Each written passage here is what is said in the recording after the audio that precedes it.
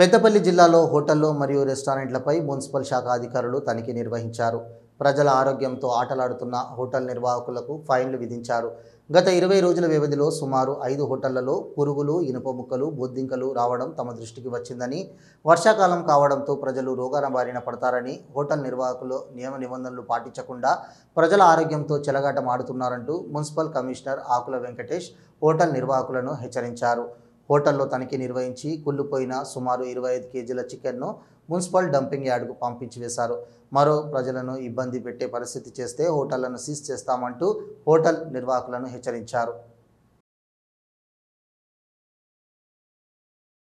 గడిచిన కొన్ని రోజుల నుంచి మన పెద్దపల్లి పట్టణంలో ఉన్నటువంటి టిఫిన్ సెంటర్స్, హోటల్స్, అదేవిధంగా బార్ అండ్ రెస్టారెంట్ నిర్వాహకులు శుచి శుభ్రత పాటించకపోవడం వల్ల చాలా వరకు ఈ పురుగులు కానీ ఇవి రావడం జరుగుతుందని చెప్పి ప్రజల నుంచి కంప్లైంట్స్ బాగా రావడం జరిగింది.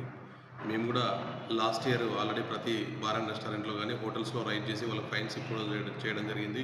ఇప్పుడు కూడా ఆల్రెడీ 2-3 రెస్టారెంట్స్కి వాళ్ళ విజిట్ చేసి ఫైన్స్ ఇవ్వడం జరిగింది. మా మున్సిపల్ నుంచి మీకు ఫైన్స్ వేయడము మాకు ముఖ్య ఉద్దేశం కాదు. దయచేసి మేము పట్టణంలో ఉన్న ప్రజలకు కానీ, అదేవిధంగా హోటల్, బార్ అండ్ రెస్టారెంట్, అదేవిధంగా టిఫిన్ సెంటర్ నిర్వాహకులకు మేము చేసే విజ్ఞప్తి ఒకటే, మీరు మీ దగ్గరికి వచ్చే కస్టమర్లకు శుచి శుభ్రతతోని నాణ్యమైన ఆహార పదార్థాలు అందించాల్సిన అవసరం ఉంది. మీరు మీ చుట్టుపక్కల వాతావరణంలో వండేటప్పుడు కానీ, అదే వడ్డించే కాడ కానీ ఎలాంటి మురుగు కానీ, ఎలాంటి పురుగులు లేకుండా, అదేవిధంగా దోమ వల్లకుండా, ఎందుకంటే వచ్చింది వర్షాకాలం ఆల్రెడీ ఈ మనకు వ్యాధుల వ్యాప్తి, సీజనల్ వ్యాధుల వ్యాప్తి చెందే అవకాశం ఉంది. కాబట్టి హోటల్ నిర్వాహకులు కానీ, బార్ అండ్ రెస్టారెంట్ కానీ, అదేవిధంగా టిఫిన్ సెంటర్లు కూడా శుచి శుభ్రత నాణ్యత పాటించాలని